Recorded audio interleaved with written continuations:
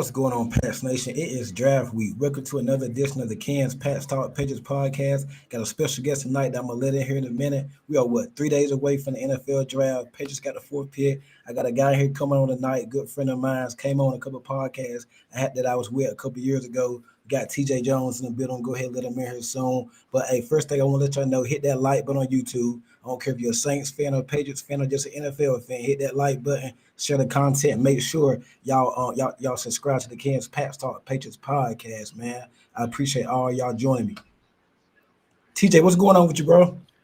Hey, how you doing, Ken? Thanks for having me, man. It's always a pleasure to chop it up with you. And I definitely remember a couple of years ago, we sat down and we talked some football, man. So it's always a pleasure to talk to someone that's as passionate and love their team just as much as I love the Saints, man. Appreciate it. Yes, sir. Yes, sir. Yes, sir, man. I appreciate you joining me, man. First, I'll tell everybody we got some Patriots fans and some Saints fans, and we got some NFL fans. Go ahead and get the introduction over with. Tell everybody where you're from and what you got going on with the State of Saints podcast. I know you're on a radio show too. Yeah.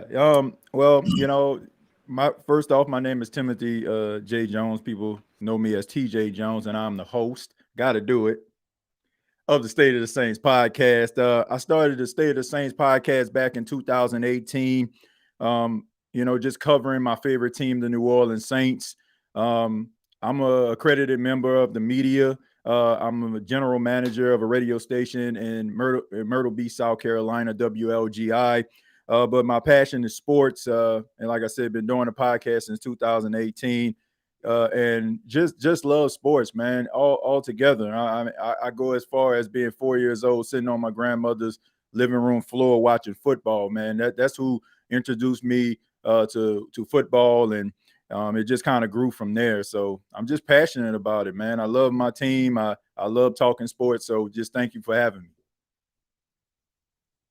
Yes, sir, man. We go way back, man. It was good to have you on the East West podcast a while back. You came on, brought up some great insight, man. You've been grinding ever since then, man. I've been following you on Twitter, on everything. I've been following, man. You've been putting in that big time work, man. Keep grinding, man. Salute to you. I really appreciate it. Man, I'm just trying to be like you, man. Everybody ain't rubbing elbows with Drake May, Yeah.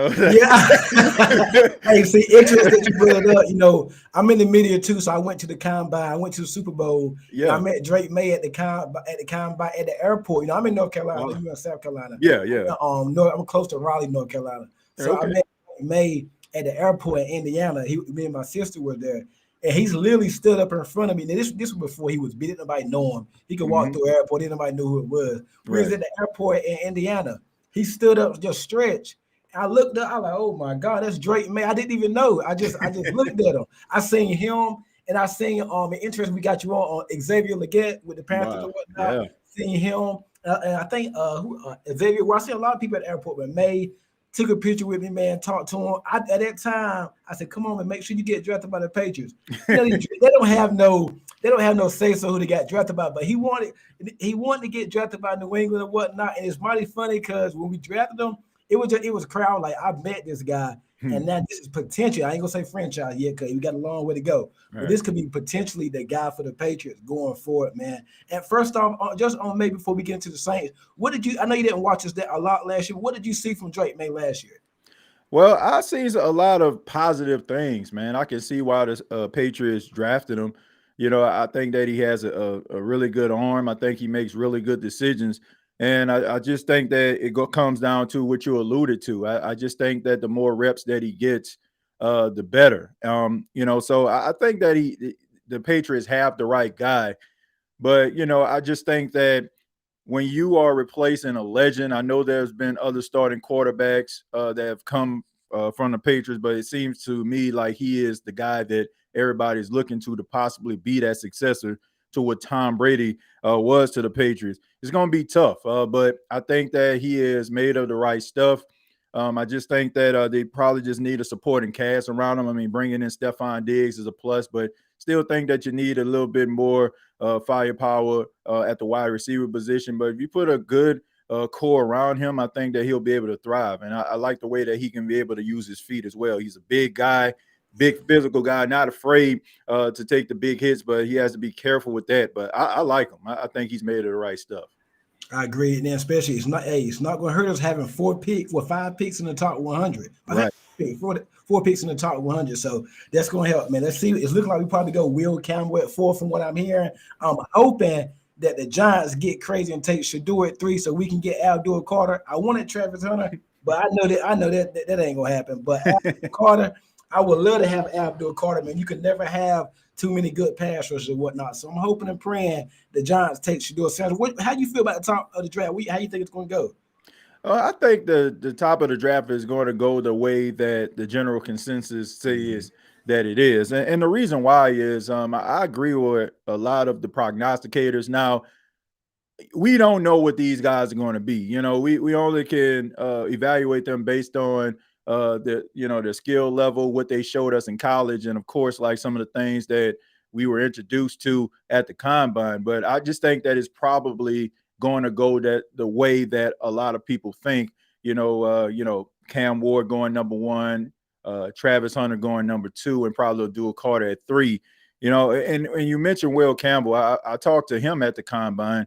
This guy's made of the right stuff. I know a lot of people are talking about his arm length and all that kind of stuff, but man, this is a guy that is going to be an anchor on the offensive line. I mean, I think that is going to be a plus for Drake May to have time to be able to deliver passes downfield. So, I mean, I know a lot of people aren't really in love with offensive linemen, but when you have some really good offensive line play, you're able to do such amazing things. So I understand Abdul Carter, he's a freak of nature and he's a freakish athlete, and that definitely would be a tone setter for the new regime of Mike Vrabel and his coaching staff. But to add Will Campbell to your team, I don't think that anybody should lose any sleep about him because he's an incredibly talented offensive lineman.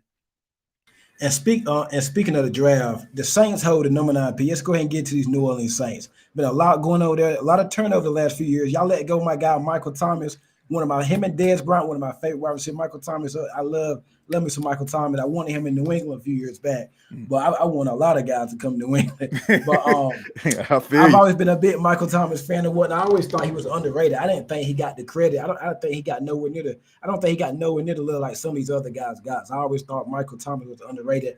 What are you hearing so far with the number 9 pick on what the way it's trending right now? Well, I heard a lot of people talk about what the Saints should and will do at the number 9 pick. Of course, we don't know, man. A lot of people, we basically just spitball it. We just hope that we're right, and maybe we can send that tweet out when we get it correct, like I told you so. But nobody really knows. I mean, but this is a team in the New Orleans Saints that can go in any direction, and I don't think any fans would be upset with them. Now, you can look at the state of the quarterback. Spencer Radley started 6 games, but didn't win any. But a lot of Saints fans still believe in his ability to possibly be a starter. But with that, it's just the belief. You don't know if he's going to work out or not. So, of course, you want to look at the quarterback position. Shedeur Sanders' name has come up. Jackson Dart name has come up. Early second round. Tyler Shuck out of Louisville name has come up. But knowing the New Orleans Saints as much as I do, they don't get into what people feel they should do. They always seem to stick to their guns, good or bad, positively or negatively. So I think they're probably going to go with the best player available, which I don't think anybody should be upset about. If Shedeur Sanders is there and they don't feel very highly about Shedeur Sanders, I mean, you got to be able to pick what is true to your draft board and what you feel like your team is trying to build. So, so many different names have come up, but, I just think they're probably going to get the best player available, and I wouldn't be upset with that. Kellen Moore was brought in in February after the Eagles won the Super Bowl, whatnot. What are your expectations for him, and what have you seen from him in the past with his offenses in Philly and Dallas and where he's been? Well, I like Kellen Moore a lot. I like the fact that he has some experience. As young as he is, I mean, he's been coaching in the league for quite some time. Back in 2018 was his first coaching opportunity in the NFL. You got to give him credit because a guy who was playing football in 2017 became a quarterbacks coach for the Cowboys in 2018. That tells you everything that you need to know about him. I mean, he's a son of a coach. but he is a guy that has a lot of experience. He has grown throughout the ranks, from a quarterback's coach to an offensive coordinator with the Cowboys, and not just with one team. I mean, he went to the Chargers, worked with Justin Herbert, and then he went to the Philadelphia Eagles. But with Philly, and I'm not just saying this because they won a Super Bowl, Kellen Moore showed us a different side of him that he's willing to adapt, because he was that offensive coordinator that a lot of people looked at as a pass happy guy. And they were wondering, like, how would this work out in Philly? Maybe, Jalen Hurts would throw the ball all over the place. But credit to him, he understood that he had a generational talent in Saquon Barkley, and he utilized him. And I think that's what the Saints are going to have to do if they're going to be competitive. My expectations this season from Kellen Moore, on what I think that he would be, honestly, I'm not really evaluating him based on this year. I know that, this is the NFL and you're evaluated every single game, but based on what the Saints are going through, the salary cap issues, the question marks at the quarterback position, I just think that anybody that has high expectations for Kellen Moore as the head coach of the Saints, I just think that, that's just unfair. I just want to see this team look better. I want to see them trend in the right direction. And it starts with this NFL draft. I want to see these players that they select be able to leave their footprint, whether it's a big footprint, a minimal footprint, or a small footprint, but at least they're trending in the right direction with the right players. We've seen this before with the Detroit Lions when Dan Campbell first came. They were drafting young players, but you've seen what they were actually building. So if we can see something in year one from Kellen Moore, I think that everybody would be optimistic for 2026 when the salary cap issue would be better, and maybe the talent that they select would be able to build some momentum. I want to pick up right there with the quarterback position. You mentioned that with Derek Carr. It's looking like he's probably going to be out for the 2025 season. I don't know if that's been confirmed by you or whatnot. Do you think he's lived up? Me personally, I don't. I liked him with the Raiders. I thought his supporting cast was better with the Raiders. Do you think he has lived up to what the Saints thought he would be? No, I don't. Look, first off, I don't believe that Derek Carr is as bad as Saints fans say that he is. I just think that he was in a situation coming in to me that was kind of, a lose-lose situation for him. I mean, I guess you can call it a win-lose situation. If he would have played, to a point where he probably had the Saints, winning the division, going to the playoffs, then I think that Saints fans would have some level of belief in him. It was a combination of, the type of, I guess, personality that he has and the way that he actually came in. Some Saints fans felt he came in as if he was the savior of this franchise. The fact that, the Saints signed him to this $100 million deal. And, he was a guy that maybe looked at himself in a different way. The New Orleans Saints fans are completely different. Like, New Orleans Saints fans are not like just in awe of superstardom. They're just not. That's the reason why a lot of these players are happy to be in New Orleans, because they can walk down the street and nobody will bother them. I think with Derek Carr, the combination of him coming in the way that he did, throwing blame, not really taking accountability when things were going wrong, certain leadership qualities that you expect from a quarterback, I just think that it rubs Saints fans the wrong way. And, it's going to be hard to get back into the good graces of the New Orleans fan base, rather it's the Pelicans or even the Saints. I mean, Anthony Davis, they still haven't forgiven him. Chris Paul, they haven't forgiven him on the Pelican side. And Derek Carr just never really embraced himself or felt as if he was New Orleans quarterback. So I think that was the one thing. And then also just the play. I mean, very inconsistent.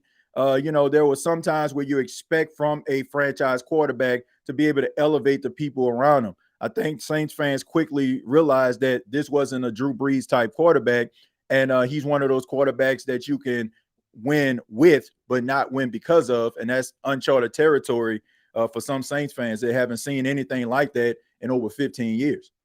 And one thing I can attest to, those Saints fans are passionate. I was down there covering the Super Bowl for Radio Row. Mm-hmm. Every corner I was on, Saints fan, just crazy. Saints. They are passionate about their football down there. I seen so many voodoo stores in New Orleans and Saint store. I mean, it is crazy down in New. They really that's an underrated fan base. They don't. The Saints not a really a big market team. Yeah. But I went down. I was down there for a week in New Orleans. Stay. I mean, it was nice. I want to go back. Ate me some gumbo. Ate all that. The Saints, they are very packed. I don't think the Saints and that dome is loud or whatnot. I was down there the whole week on Radio Row. That's a passionate fan base there. So you gotta do right by your fan base. Yeah, absolutely, man. You got to. You know, this is one of those fan bases, you know, that a lot of people really talk about. But the love that New Orleans has for the Saints, I mean, it's like none other. I mean, in most cases, you know, this is what all the city has. I mean, I know they're looked at as a tourist attraction, but if you're local, you know, you're not really rolling on Bourbon Street. You're not really just going to the French Quarter consistently. The Saints are the staple, and your personality, the way that you think, the way that you feel is kind of coincide with the Saints. I mean, if the Saints win on Sunday, man, you feel like you know going to have a good week. If they don't, it feels like it's going to be long and dragged out. I've never seen anything like it, man, growing up as a kid. But when they're winning, man, I mean, the dome is rocking, the city is rocking, and you can't tell a Saints fan nothing. Real quick, it's a bunch of y'all in here, man. Got almost 100. Make sure y'all hit that like button. If you're a Saints fan, or if you're a Saints fan that knows some Patriot fans or whatever, hey, y'all just hit the subscribe button, hit the like button, share the content, comment, man. I really appreciate it. This is Tjay Jones once again from the State of the Saints, Saints podcast. Wide receiver from Arizona, Tetairoa McMillan. I hope I said that right. Yeah, he's been mocked to the Saints a lot. How would you feel about that? And have you done a deep dive with what wide receiver? How's your wide receiver rankings? I think the Saints need some help at wide receiver. Olave, I was about to get into him in a second. Got the concussion history. Then y'all got Shaheed coming back. Y'all did bring back Brandon Cooks, and I think I'm missing out somebody. But I think y'all need a little bit more on the outside and whatnot. How do you feel about the wide receiver position and how they should address it? Well, Ken, I was actually a part of a draft special on Bleacher Report. Shouts out to Bleacher. And we did our mock drafts. And I actually had the New Orleans Saints taking Tetairoa McMillan with the 9th pick. Look, you mentioned at the beginning of the show about Michael Thomas and the impact that he had with the New Orleans Saints.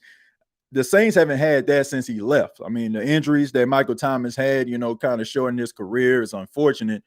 But Tetairoa McMillan can fill that void. Now, he's not the fastest guy in the world, just like Michael Thomas wasn't the fastest guy in the world. But he has those vice grip hands. He can catch everything, and he demands a double team. You look at Brandon Cooks, Shaheed, and Chris Olave, the wide receivers that the Saints have, 1, 2, and 3, wherever you want to place them, that's up to you. But they're on the smaller side. You know, those are guys that can get down the field. They got speed. They have really, really good route running ability. You know, Chris Olave and Brandon Cooks kind of remind me of one another, guys that can, you know, break free. But, you know, they're not getting those yards after the catch, man. They can win their matchups and with disciplined route running, but they're not those big physical guys. And the Saints don't have that. And Tetairoa McMillan can possibly be that. And, you know, he doesn't have to be that number one guy. I think that Chris Olave can serve as that number one, but you also need somebody that's going to be big enough, because you've seen Chris Olave, you've seen Rashid Shaheed deal with injuries, and you cannot rely on them to play an entire season, because that has yet to be seen from both guys. Talented, but it hasn't happened. And Brandon Cooks has missed quite a few games last season with the Cowboys. So if they can get a big, durable wide receiver like McMillan to add to their wide receiver room, I think that, you know, they'll be able to do some things effectively, rather they're rolling with Spencer Rattler or they end up drafting a young, inexperienced quarterback. They're going to need to put some pieces around that quarterback if they're going to find success offensively. Jackson Dart on the quarterback for Ole Miss. Some people got him in the second round. Some people, I've heard him mark top 5. I've heard him in the first round. It's all over the place. And we know it's line season right now. Don't nobody know what's going on. He's been linked to the Saints a lot. I think Dan Orlovsky, I believe, and Todd McShay said the Saints are very interested in Jackson Dart. How would you feel about that? And how do you think he fits all? I think he's from that area, I think, or close by or something like that. Well, you know, I think that when it comes to Jackson Dart, I think that he's an incredibly talented quarterback. I think that the combine that he had kind of raised his stock, but it also contributes to the fact that this isn't a deep draft at the quarterback position. And with that, you're always trying to find a guy that you can open up the door and bring into the room. And he seems to be the next guy. Everybody has been talking about the two top quarterbacks that should be taken in this draft, Cam Ward and Shadur Sanders. And of course, you got to have a couple, I guess like co-stars to this show. But Jackson Dart, to me, he is a very talented guy. He can throw the football really well. He can make all the throws. His footwork is a little bit erratic, but those are things that you expect sometimes from a young, inexperienced quarterback. Coming out of Ole Miss, he threw for over 4,000 yards. He played SEC football, so that's a plus to me. You got to give him a knock on that. He played at USC, ended up leaving, of course, because of Caleb Williams. But at the end of the day, this is a guy that has a lot of talent, but I don't think that he's a first-round talent. I just think that this is a little bit of a reach. There's a little bit of an overreaction. People expect, quarterbacks coming out, we should be talking about them because it's the most highly profiled position in football, mostly in sports. But I don't believe that he's a first-round pick. I feel like it'll be a little bit of a reach, but I'm pretty sure if the Saints don't get him in the first round, then somebody is probably going to reach for him, probably maybe the Pittsburgh Steelers, or maybe a team will probably jump back into the first round and try to make a deal with one of those teams that's at the bottom of the draft in the first round to be able to come back and try to get him. Yeah, I like Jackson. No, I actually like on the receiver they got Trey Harris. Well, I want Jaden Higgins from Iowa, but I think Trey Harris would fit the Patriots real good at big outside edge receiver. So I'm a real big fan of Jackson Dart. It's gonna be very interesting to see where he goes or whatnot. But the Saints, how far do you feel the Saints are content, not like playoff Super, but like in the division? Let's start with how far you think they are from contending that division again? Because it's kind of a weak division. Yeah, so I don't think it takes too much. Mm-hmm. I agree. This is a very weak division, and that is the reason why it's a little bit of a shame that the Saints have not won the division. Because it's such a low-hanging fruit division. Like, no disrespect to anybody in the division, but I don't think that anybody's a world beater. You separate these teams and put them in other divisions, they're probably going to be ranked dead last in that division. So with that, I feel like the Saints can be close, but I just believe that some of the bad decisions from the front office has caused the New Orleans Saints to be legit contenders in the NFC South. And I also feel like the false sense of reality from the higher ups are costing the New Orleans Saints. Until the New Orleans Saints look at themselves in the mirror and have a full understanding about how the NFL is evolving, and also some of the practices from kicking a can down the road, from keeping some of these older players that can't stay healthy and they can't, compete with some of these younger guys. I mean, of course, they're going to have moxie and they're going to have intelligence because they've been around the league a lot. And yes, they are going to be leaders in the locker room, but the NFL is a young man's game, and you got to be able to keep up. And if you're going to keep these older guys around, if you're going to kick the can down the road, you got to be knocking it out of the park in the draft. So the Saints haven't been doing none of these things. They haven't been able to keep the salary cap at bay, and they haven't been able to draft really well. They've been able to draft for players to go to other teams and be good, but not for the team, and contribute in a major way. So they're going to have to stop a few things that they've been doing consistently over the last 4 to 5 years if they are going to be legit contenders in the South, in my opinion. What players, it could be year two players or just players that's been on the roster for a while, you're expecting some big leaps from this year? My opinion, I think I didn't see much from Kool-Aid McKinstry. I think the first round pick last year for y'all from Kool-Aid. I'm not gonna say he's a bust yet, but I think if you look at his class, some of the people in his class, his draft class last year played pretty good. What are your expectations for him, along with some other year two players or just some other players on the roster? Who do you think will take that big leap this year? Well, I mean, looking around, it's not too many guys that I believe in. I'm sorry, I just don't. I think that the Saints have some solid players, but not like good, borderline great players. The only one I can think of is left tackle Telese Fuaga. He really had a really good rookie campaign. I expect for him to be able to, I guess like gain momentum going into his second season and maybe being everything the Saints need him to be. But just looking around the landscape, you talked about Kool-Aid McKinstry. look, I understand the cornerback position. It's one of the hardest positions to play.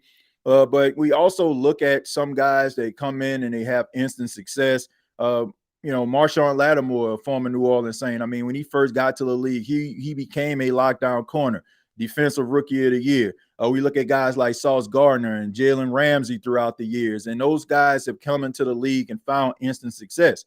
But sometimes, because we look at those guys' greatness, we tend to minimize the guys that may come in that need a little work. And I just think that when it comes to Kool-Aid, I just think that reps is what's going to help him. He came in as a starter towards the end of the season. He also was dealing with some injuries.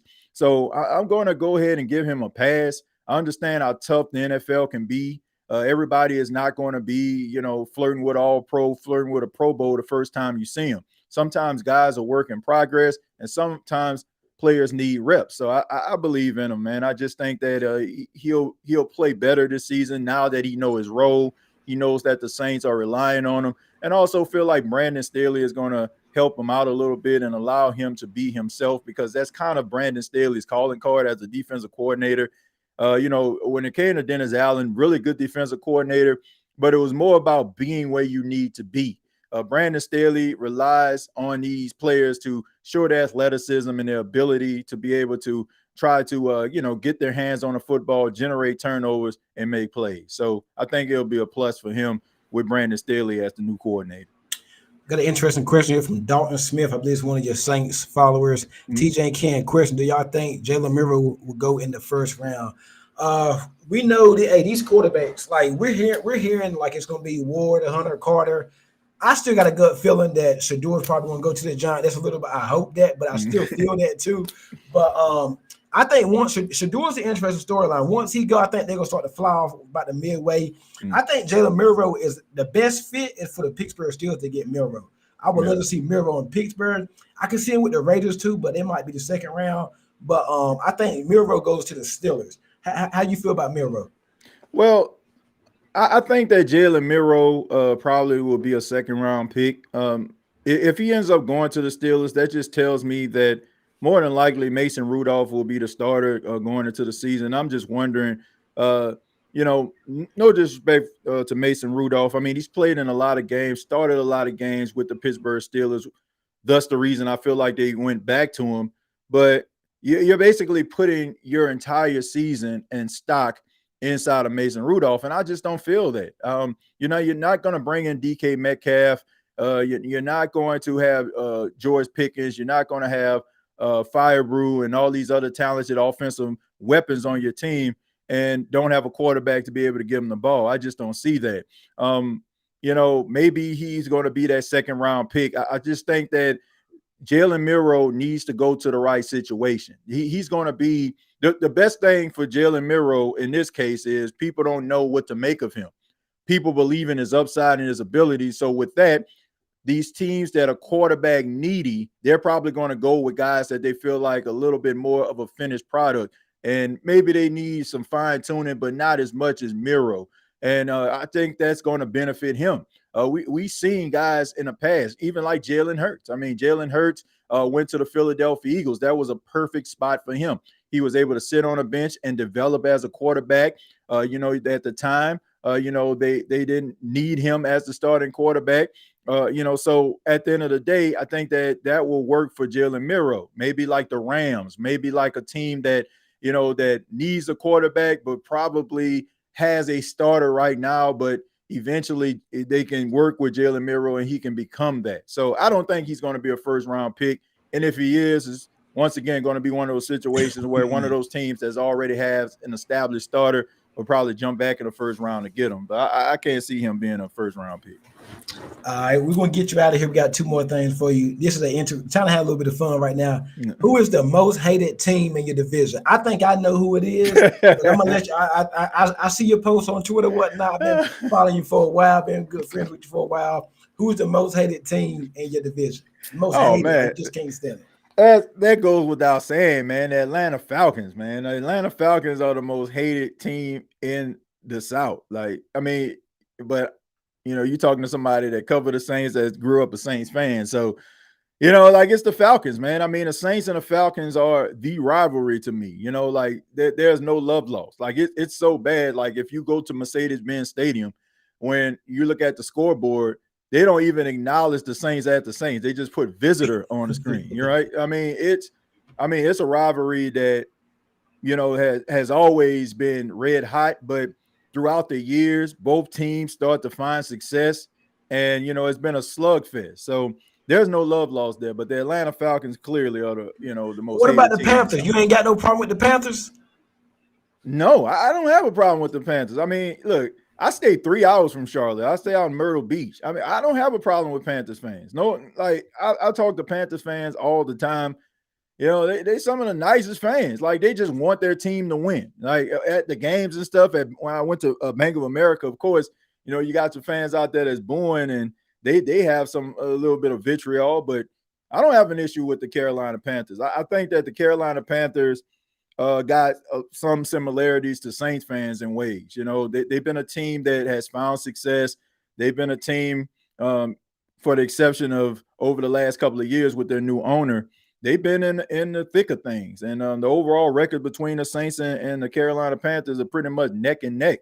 So I don't have an issue with them, and a Bucs fan, I don't even really look at them because they just started talking about their team probably like 4 or 5 years ago when Tom Brady got there. They found success since then, and yes, they have been winning the division and have won the division, and that's something to be proud of. But a lot of these fans are brand new, and I can't I don't look at them, as a threat. Like seriously, I got respect for their fan base, but as a threat, I don't look at them that way. My first ever NFL game was the Falcons and the Cowboys. It was November of 2018, I think. Cowboys came went to Atlanta, Mercedes-Benz. They had just built the stadium, I think probably a year or two. It's a loud stadium. It's a nice, nice food, all that. I've been in there and whatnot. I might go to a game this year, I don't know.